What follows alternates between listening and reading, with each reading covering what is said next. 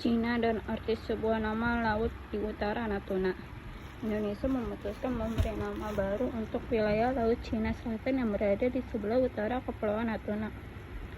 Provinsi Riau dengan nama Laut Natuna Utara mungkin bagi sebagian pihak penamaan ini dianggap biasa, atau bahkan ada yang berpikir seperti ungkapan Shakespeare dalam Romeo dan Juliet. Apalah arti sebuah nama? Sayangnya kalimat Shakespeare yang termasuk itu tidak berlaku bagi pemerintah Cina. Dengan tegas 2 hari pasca pemerintahan Indonesia melalui Kementerian Koordinator Bidang Kemaritiman mengukuhkan nama Laut Natuna Utara yang tercantum dalam peta baru itu, Cina langsung membuat pernyataan melalui juru bicara Kementerian Luar Negeri Yang Shuang. Cina menyebut langkah Indonesia di wilayah yang semulanya bernama Laut Cina Selatan LCS itu mengada-ngada dan tidak masuk akal. Yang Shuang bahkan mengingatkan bahwa Cina memiliki klaim dengan dasar kuat atas wilayah Laut Cina Selatan, yaitu 9 garis putus-putus atau 9 dash line yang dibuat negaranya. Pergantian nama tidak masuk akal dan sama sekali tidak sesuai dengan upaya standarisasi internasional terkait nama tempat itu. Menanggapi hal ini, Guru Besar Hukum Internasional Universitas Indonesia Hikmahanto Juwana menyebut tidak ada dasar bagi pemerintahan Cina untuk protes atas perubahan nama tersebut. Itu sia-sia. Perubahan nama juga masih dilandas kontingen Indonesia dan Indonesia memang berhak atas perubahan itu, kata Hikmahanto. Hikmahanto mengatakan penggantian nama menjadi Laut Natuna Utara pun menunjukkan Indonesia tidak mengakui keabsahan 9 dash line yang dikeluarkan Cina di wilayah itu. Sikap yang senada dengan sejumlah negara Asia Tenggara seperti Vietnam dan Filipina dan juga Taiwan. Posisi Indonesia ini, lanjut Hikmahanto, diperkuat dengan putusan Mahkamah Arbitrase Internasional saat terjadi konflik antara Filipina dengan negara yang terkenal akan hewan pandanya itu tahun lalu. Jadi tidak ada basis bagi Cina melakukan protes saat kita memberi nama Laut Natuna Utara di sebagian wilayah LCS. Harusnya Cina belajar dari istilah apalah arti nama sebuah itu. Arti sebuah nama Laut Natuna Utara muncul dalam peta baru Indonesia setelah melalui serangkaian perencanaan dan proses yang dilakukan sejak awal 2016 lalu. Menteri Koordinator Bidang Kemaritiman Luhut Binsar Panjaitan pun memastikan perubahan nama yang dilakukan dalam peta baru itu pun tidak menyalahi aturan internasional atau bahkan mencatut kawasan lain di luar wilayah Indonesia. Itu bagian dari Indonesia, itu masih wilayah JE. Makanya yang di utara itu kita usulkan namanya jadi Laut Natuna Utara, kata Luhut. Terkait Cina yang bereaksi terhadap penamaan itu, Luhut memastikan perubahan peta dan nama wilayah hanya terjadi di wilayah kedaulatan Republik Indonesia. Perubahan peta masih tetap yang di daerah kita, tidak sampai ke Laut Cina, masih di zona 200 km itu di kawasan kita. Peta Indonesia sendiri sejak 2005 memang belum pernah diperbarui dan perubahan yang dilakukan tepat di pertengahan 2017 ini juga didasarkan pada perkembangan hukum internasional yang berlaku saat ini. Selain itu, pemuktahiran ini juga bertujuan untuk menentukan batasan wilayah dengan negara-negara yang langsung berbatasan dengan wilayah Indonesia. Pertimbangan lain dalam keputusan itu dibuat setelah ada perjanjian perbatasan yang baru saja disepakati antara pemerintahan Indonesia dengan Singapura beberapa waktu lalu. Ditambah juga dengan putusan Mahkamah Arbitrase Internasional yang didasarkan pada Konvensi PBB tentang Hukum Laut UNCLOS terkait sengketa di perairan Laut Cina Selatan. Mahkamah Arbitrase Internasional memutuskan bahwa setiap negara berhak atas zona ekonomi eksklusif atau hak memanfaatkan sumber daya alam, menangkap ikan, atau mengeksploitasi gas dan minyak di sekitar pulau selama radius 200 mili laut. Jadi kalau Cina terlalu reaktif, justru dia yang terlihat salah. Dan yang diubah pemerintah Indonesia adalah nama wilayah kita. Untuk kapan negara lain ikut-ikutan bereaksi soal kebijakan Indonesia, kata Hihamto.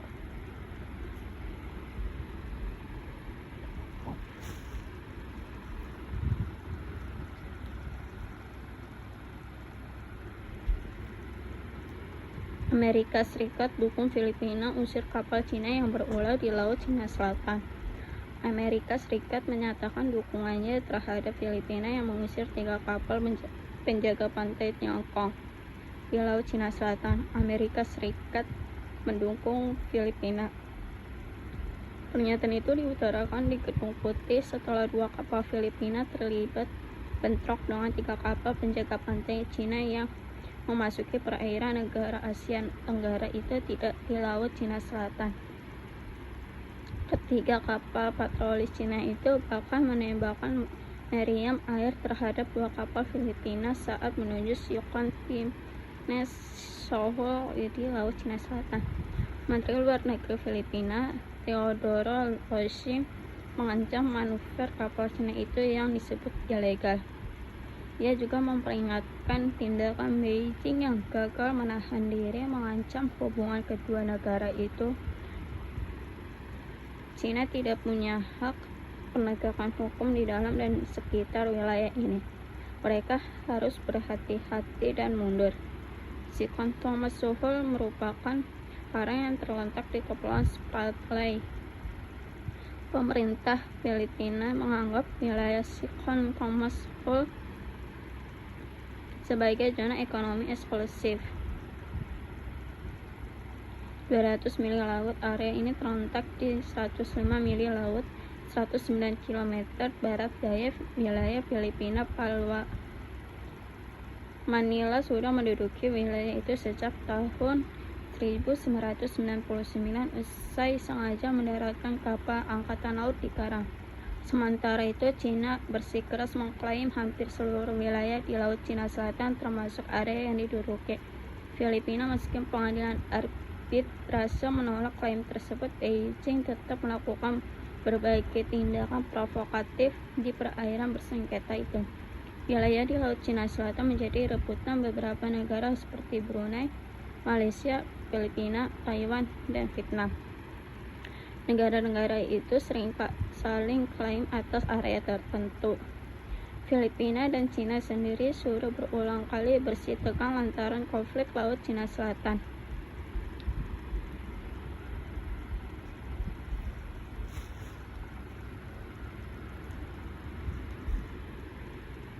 Dirugikan kapal ikan asing, nelayan Natuna siap bela negara. Jali Wardi di tengah memperbaiki kapal di sisi timur dermaga Pelabuhan Pering atau Lumbuk Lubang, Kabupaten Natuna. Siang itu sudah sepekan lebih nelayan Natuna tidak melaut lantaran kapalnya itu butuh perawatan. Sambil memperbaiki kapal yang jadi alat mata pencarian itu, Jali mengeluhkan tangkapan ikan yang terus berkurang akhir-akhir ini. Menurutnya, kapal ikan asing seperti dari Vietnam yang kerap ditemui jadi biang kerok.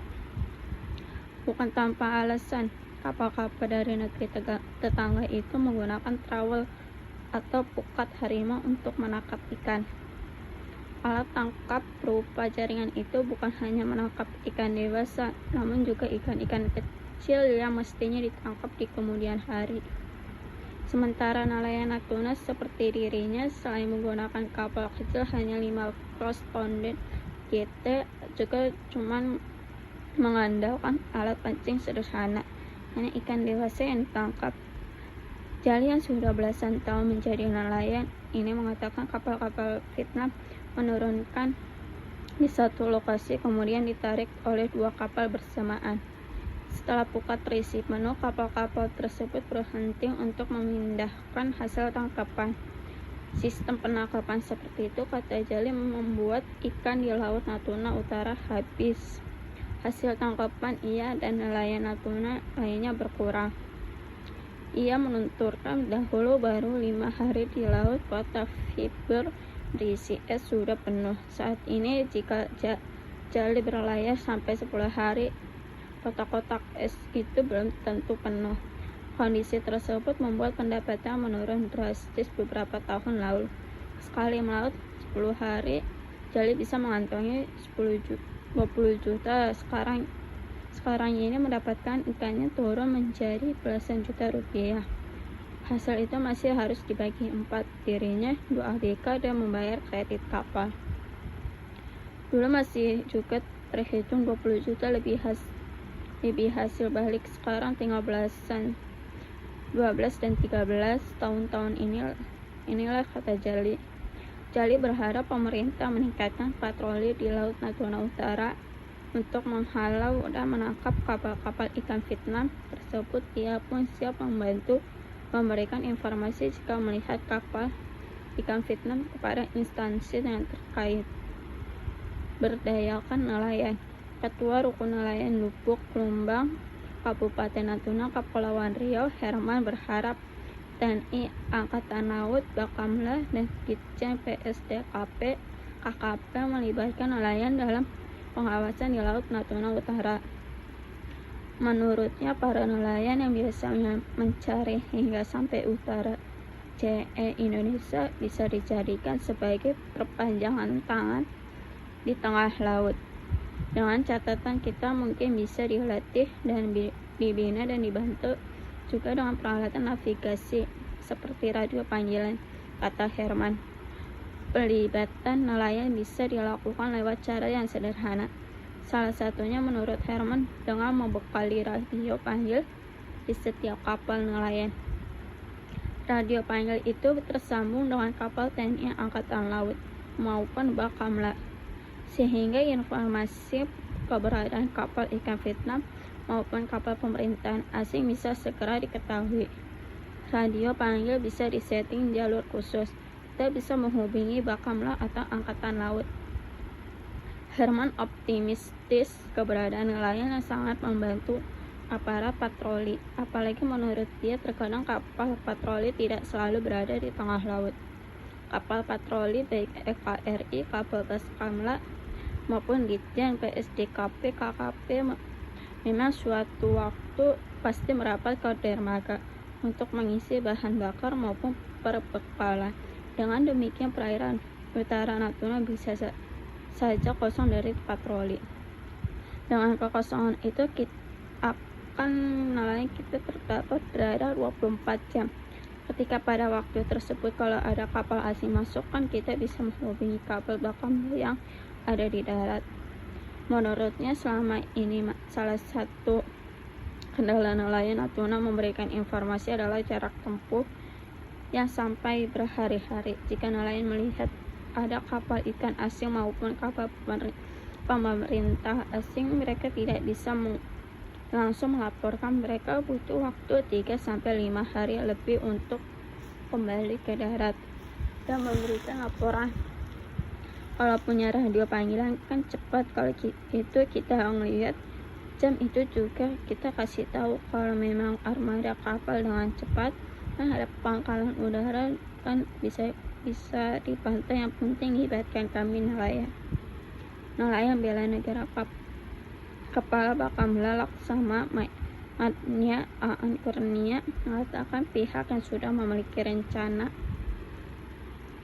untuk melibatkan nelayan dalam membantu mengawasi perairan perbatasan termasuk Natuna. Aan mengaku sudah memaparkan konsep tersebut kepada Menteri Pertahanan Letnan Jenderal Muhammad Hendra serta beberapa perwakilan nelayan. Pihaknya ingin bekerja sama dengan nelayan. Aan mengaku ingin para nelayan bisa lebih banyak hadir di perairan utara Natuna. Dia tak mau hanya aparat penegak hukum seperti TNI Bakamla maupun Ditjen PSDKP KKP yang berada di tengah laut. Menurutnya, kehadiran nelayan sangat membantu kapal-kapal patroli RI. Pelaku ekonominya juga hadir di sana. Itu baru kalau selamanya ini kan kita hanya nangkep usir, itu tidak selesaikan masalah. Kita lihat Cina, Vietnam, Filipina juga seperti itu. Kata perwira Angkatan Laut Bintang 3 itu mengatakan para nelayan akan mendapatkan pembekalan semacam bela negara. Menurutnya, nelayan-nelayan yang mendapat pembekalan bisa mengetahui harus melapor kemana jika melihat pergerakan kapal-kapal mencurigakan di perairan perbatasan. Konsep saya seperti itu. Ini juga harus disupport. Konsep saya seperti itu. Ini juga harus disupport oleh pemerintah. Jadi khusus nelayan ini harus mendapatkan perhatian khusus dari pemerintahan, dan juga tentu dengan alat tangkap ini harus sesuai dengan daerah-daerah. Selain itu, AN mengaku sangat ingin kapal-kapal Bakamla maupun KRI ikut mengawal nelayan-nelayan Natuna mencari ikan hingga perbatasan JE Indonesia. Untuk mewujudkan ini, kata AN perlu komunikasi dengan para pihak terkait. Menurut kapal-kapal Bakamla terbatas sehingga tak bisa setiap hari mengawal kapal-kapal nelayan mencari ikan di laut Natuna Utara. Namun AN menyebut hal tersebut bukan menjadi masalah. Ia pun akan membuka komunikasi dengan para nelayan di Natuna. Makanya ini harus sering ngobrol, kalau enggak nanti pas dia nelayan keluar kapal Bakamla pas masuk dermaga enggak ketemu dong. Kasih tahu dong siapa koordinator nelayan, nanti saya kasih kontak person saya. Kita jagain, saya ingin gitu, katanya.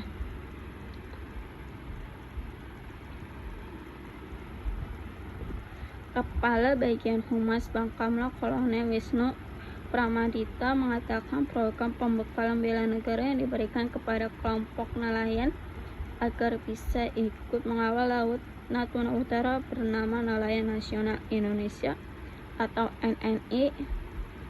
Wisnu menyebut konsep tersebut sudah disampaikan kepada kementerian atau lembaga terkait. Ini akan konsep yang disampaikan, bukan Bakamla yang mengolah dan melaksanakan. Ya tidak juga, ini kan lintas kementerian. Konsep ini ditawarkan untuk nanti dikerjakannya bersama-sama, kata Wisnu. Wisnu mengatakan usulan tersebut merupakan upaya untuk meningkatkan kehadiran negara di perairan utara Natuna yang kerap menjadi sasaran pencurian ikan serta manuver kapal pemerintahan Cina.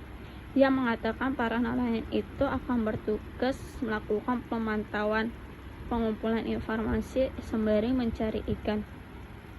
Mereka tentunya juga mendapatkan insentif. Wisnu memastikan para nelayan itu tidak akan dilengkapi dengan senjata, namun mereka mendapatkan pelatihan bela negara dan nasionalisme untuk membangun kewaspadaan maritim.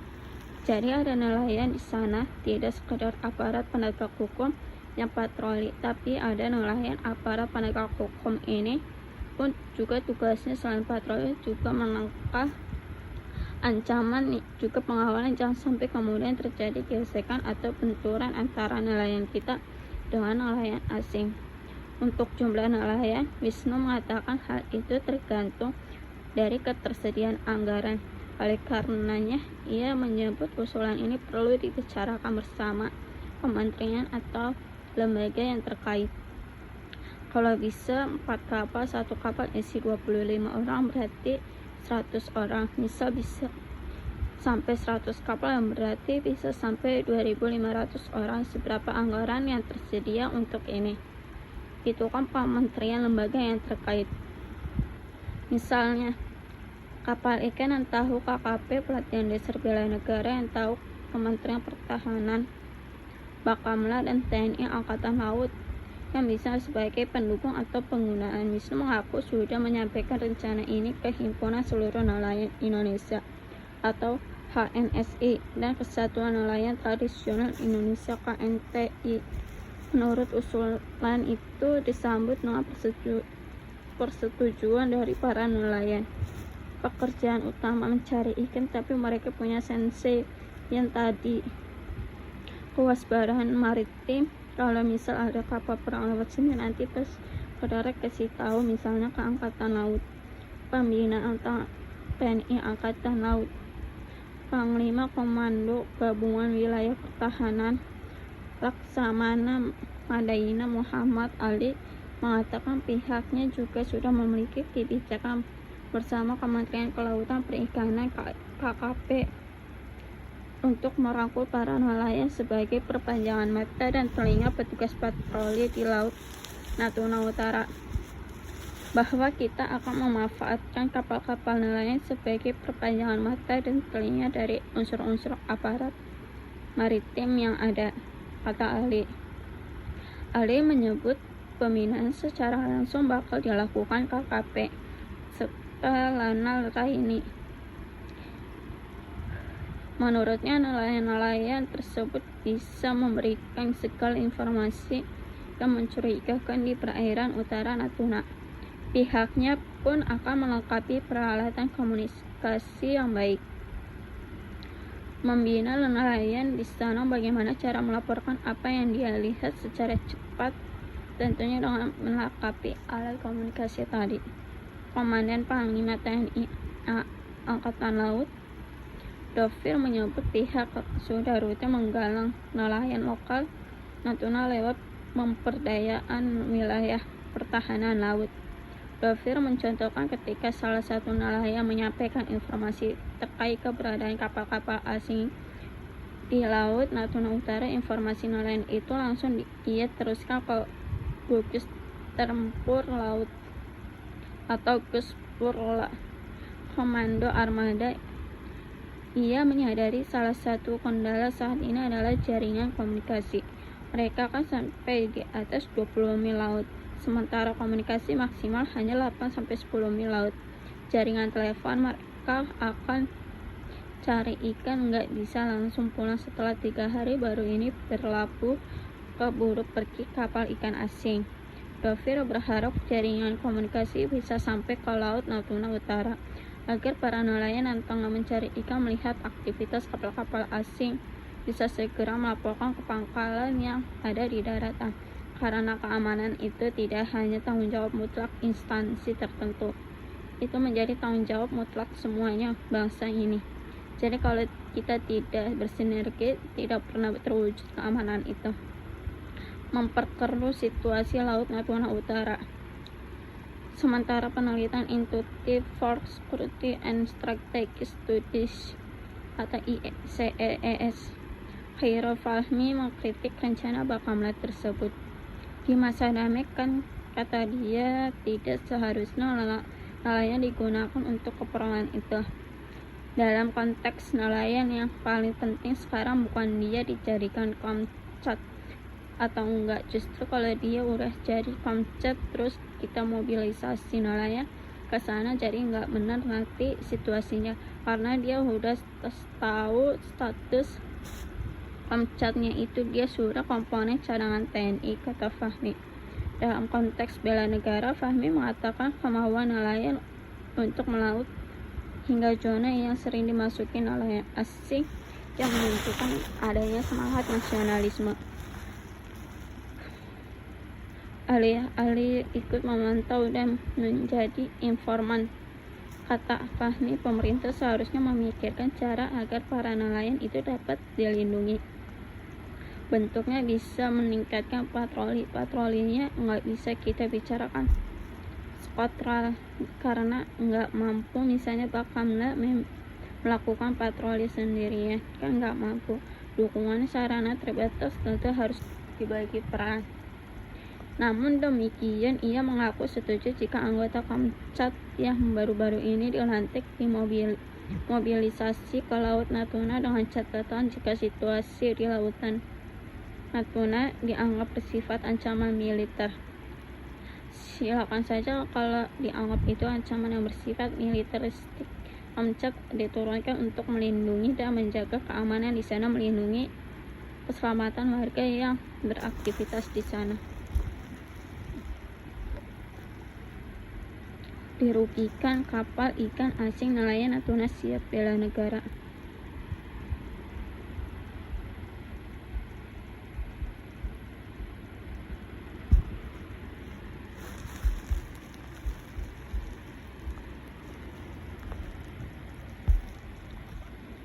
Cerita Ridwan melihat kapal asing bebas darah ikan lautan Natuna.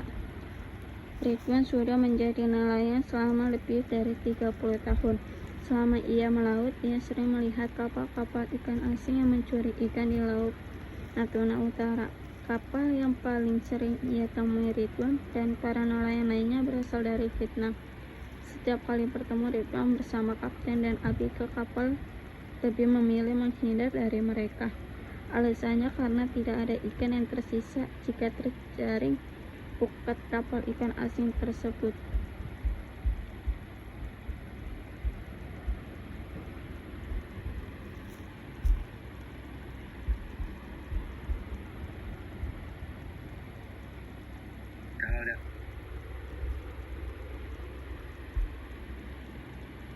Jejak kapal riset Cina di Laut Natuna.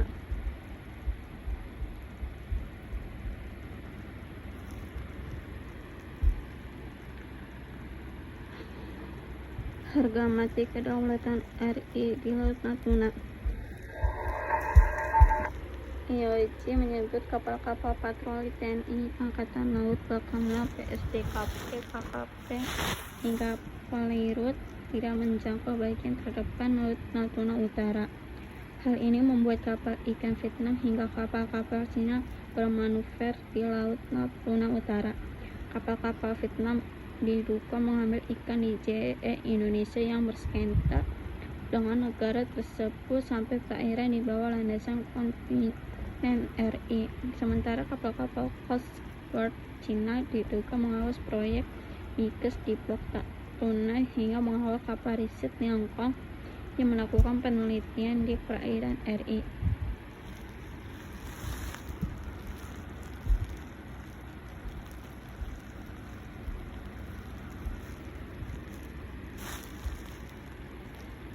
Kapal asing datang, ikan pun habis di Laut Natuna.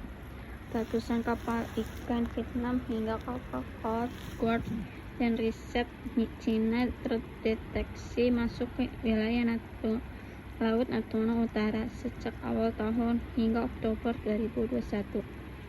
Intrusi kapal asing ini terjadi di wilayah JE Indonesia yang masih sengketa dengan Vietnam, lalu di perairan yang beririsan dengan klaim landasan Cina hingga di bawah landasan kontinen RI. Kapal-kapal tersebut diduga melakukan pelanggaran ilegal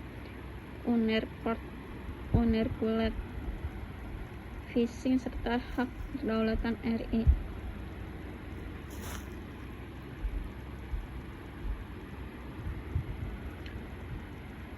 Kapal nuklir Amerika Serikat tabrak gunung laut di lautan Cina Selatan. Angkatan Laut Amerika Serikat melaporkan hasil investigasinya terhadap kapal selam nuklir mereka yang menabrak benda di Laut Cina Selatan pada Oktober tanggal 20 lalu. Berdasarkan hasil penyelidikan, kapal itu menabrak gunung bawah laut. Penyelidikan memutuskan mendarat di gunung bawah laut yang belum dipetakan saat beroperasi di perairan internasional di kawasan Indo-Pasifik. Juru bicara itu memastikan bahwa meski sejumlah awak kapal USS itu cedera, tak ada kerusakan pada pembangkitan tenaga nuklir di armada itu. Saat ini kapal selam itu berada di Guam untuk perbaikan. Menurut pernyataan resmi Angkatan Laut, AS menyelidiki lebih lanjut diserahkan kepada Komandan Armada ke-7 Wakil Laksamana Karl Thomas.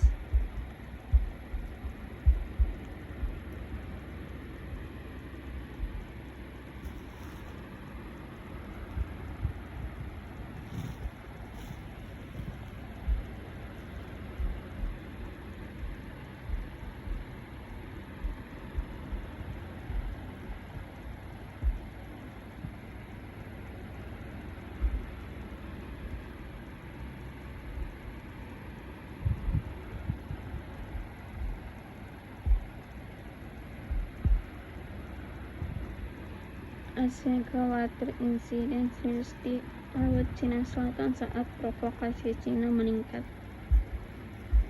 Asosiasi Negara Asia Tenggara (ASEAN) mengungkapkan kekhawatiran atas serangkaian aktivitas mengganggu dan insiden serius yang semakin sering terjadi di Laut Cina Selatan. ASEAN menuturkan sejumlah negara anggota khawatir atas reklamasi dan berbagai insiden serius lainnya, termasuk yang menyebabkan kerusakan lingkungan laut di Laut Cina Selatan. Kami membahas situasi di Laut Cina Selatan di mana kekhawatiran diungkapkan oleh beberapa anggota tentang reklamasi, kegiatan dan insiden serius di perairan itu, termasuk kerusakan lingkungan laut yang telah mengikis kepercayaan dan keyakinan. Itu semua dapat meningkatkan ketegangan dan dapat merusak perdamaian, keamanan, dan stabilitas di kawasan. Kekhawatiran itu dibahas ASEAN di tengah aktivitas hingga provokasi China yang terus meningkat di perairan yang sebagian besar diklaim milik negara tirai bambu tersebut. Kekhawatiran dalam pernyataan itu, ASEAN juga sepakat menyuruhkan semua pihak yang bersangkutan di Laut Cina Selatan, termasuk Cina, menahan diri melakukan kegiatan yang akan memperumit atau meningkatkan perselisihan hingga mempengaruhi perdamaian dan stabilitas di kawasan.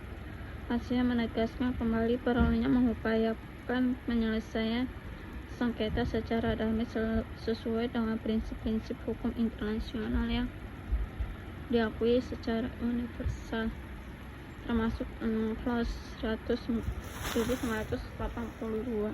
Kami menekankan pentingnya non-militerisasi dan pengendalian diri dalam pelaksanaan semua kegiatan oleh penuntut dan semua negara lain. Ucap ASEAN. Laut Cina Selatan terus menjadi batu ganjalan relasi Beijing dengan negara-negara ASEAN. Laut Cina Selatan merupakan kawasan rawan konflik, terutama setelah Cina mengklaim hampir 90% perairan yang menjadi jalur perdagangan utama tersebut. Klaim sepihak Cina itu tumpang tindih dengan wilayah maritim sejumlah negara Asia Tenggara seperti Vietnam, Malaysia, Filipina, Brunei, hingga Taiwan. Meskipun Indonesia tidak memiliki sengketa wilayah di Laut Cina Selatan dengan Cina, aktivitas kapal-kapal Beijing yang kerap berada di dekat perairan Natuna turut membuat Jakarta kelimpungan. Saat ini ASEAN dan Cina pun masih merumuskan kode etik Code of Conduct atau COC di Laut Cina Selatan demi menghindari konflik terbuka di perairan itu. Setelah digondok selama kurang lebih 1 dekade, ASEAN dan Cina saat ini masih dalam tahap 2 perumusan isi draft COC. Kami menyebut kerjasama yang terus meningkat antara ASEAN dan Cina didorong oleh proses negosiasi menunjuk kesimpulan awal COC yang konsisten dengan hukum internasional, termasuk UNCLOS 1982. Kami menyebut baik kelanjutan sikon reading pembacaan kedua naskah negosiasi COC single draft meskipun ada tantangan yang ditimbul oleh pandemi COVID-19.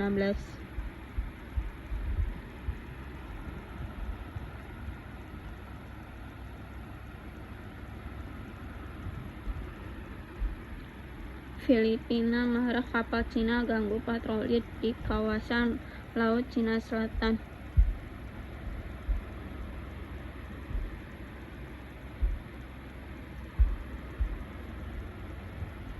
Filipina melayangkan protes diplomatik kepada Cina setelah kapal-kapal negeri tirai bambu disebut menantang kapal patrolinya di Laut Cina Selatan. Filipina mengklaim kapal-kapal Cina tersebut memasuki wilayah perairan tanpa izin di Laut Cina Selatan dan mengganggu sejumlah kapal patrolinya dengan siren, klakson, dan sinyal radio. Tindakan provokatif ini mengancam perdamaian, ketertiban, dan keamanan Laut Cina Selatan dan bertentangan dengan kewajiban Cina di bawah hukum internasional. Kementerian Luar Negeri Filipina mengatakan lebih dari 200 gangguan seperti sinyal radio dirasa, bunyi siren, hingga klakson dilontarkan kapal-kapal Cina kepada kapal patroli Filipina yang tengah berpatroli rutin di zona maritim mereka. Namun, Kementerian Luar Negeri tak menjelaskan kapan insiden itu terjadi. Kedutaan besar Cina di Manila tidak segera menanggapi pemerintahan komentar terkait protes Filipina tersebut. Selama ini Cina dan Filipina terus bersitegang terkait klaim di Laut Cina Selatan. Manila sempat menuntut Cina atas klaim historisnya di Laut Cina Selatan kepada Pengadilan Arbitrase Internasional pada tahun 2016. Meskipun pengadilan tersebut menganggap klaim Cina atas LCS tidak sah, pemerintah Presiden Xi Jinping malah semakin agresif di perairan kaya sumber daya alam itu dengan menerapkan sejumlah instalasi dan mengarahkan kapal-kapalnya ke Laut Cina Selatan. Selain Filipina, klaim historis Cina di Laut Cina Selatan juga bertentangan dengan Malaysia, Brunei, Vietnam, hingga Taiwan. Meskipun Indonesia tidak memiliki klaim di perairan itu, kehadiran Cina di lautan Cina Selatan, terutama dekat perairan Natuna, kerap membuat Jakarta kelimpungan.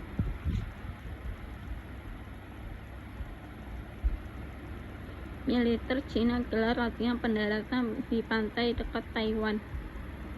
Militer Cina menyatakan pada Senin 11/10 telah menggelar latihan pendaratan di pantai dekat Taiwan. Lokasi latihan tersebut persis di seberang Taiwan. Selain latihan pendaratan militer, Cina juga menggenjot latihan penyerbuan oleh pasukan melalui laut ke darat. Meskipun demikian, latihan militer Cina itu disebut tidak ada hubungan dengan ketegangan terkait Taiwan. Taiwan berkali-kali mengancam Cina dan mendesak negara itu menghentikan aksi pamer kekuatan militer karena dianggap bagian dari provokasi. Cina sendiri masih mengklaim Taiwan sebagai bagian dari provinsi negara itu. Harian Tentara Pembesar Cina PLA melaporkan melalui media sosial Weibo, latihan militer itu telah digelar beberapa hari belakangan ini di wilayah selatan provinsi Fujian. Latihan itu juga melibatkan tentara gerak cepat Cina menyapu ranjau dan pasukan khusus perahu buat. Pasukan tersebut dibagi ke dalam sejumlah gelombongan dalam latihan penyerbuan dengan skenario merebut garis pantai Fujian. Mereka juga melakukan tugas tempur dan tahapan yang berbeda.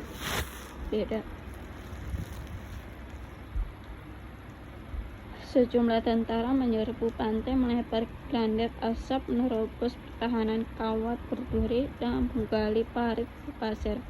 Latihan militer sendiri tampaknya tidak dilakukan dalam skala besar. Kemungkinan latihan itu telah dilakukan sebelum hari Senin. Fujian sendiri disebut-sebut akan jadi titik luncur utama untuk setiap invasi Cina ke Taiwan karena kedekatan geografisnya. Cina sendiri secara rutin menggelar latihan perang di dalam dan di pinggir pantai negara itu, serta di Laut Cina Selatan.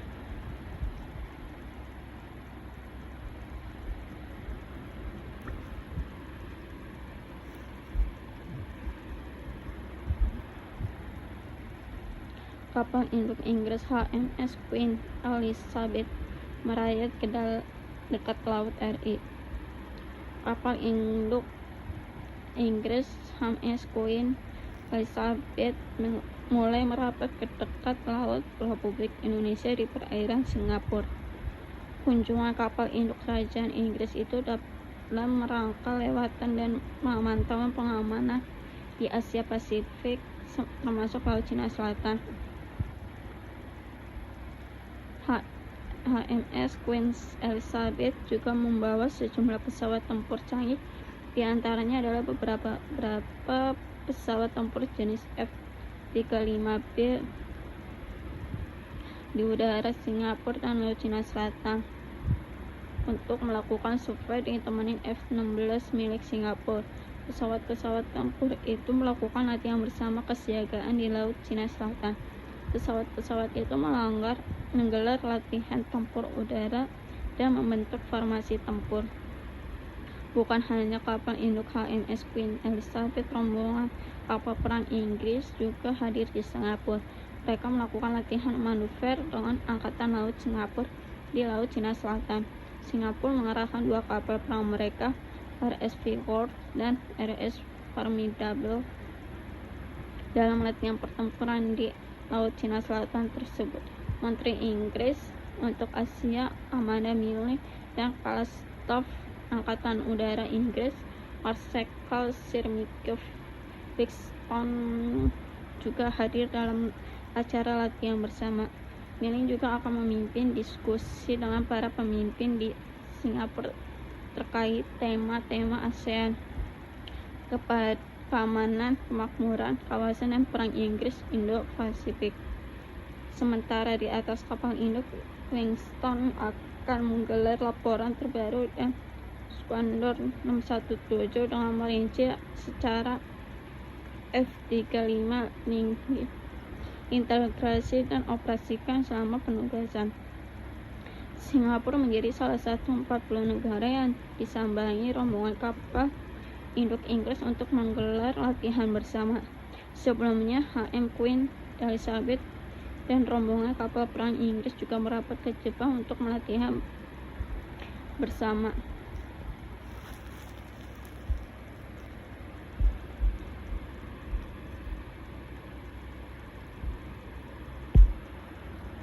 Kapal selam Amerika Serikat lewati medan sulit di Laut Cina Selatan saat kecelakaan.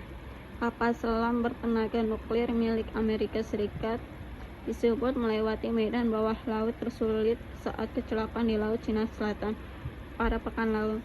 Saat itu menabrak benda asing saat beroperasi di Laut Cina Selatan hingga melukai 11 personilnya.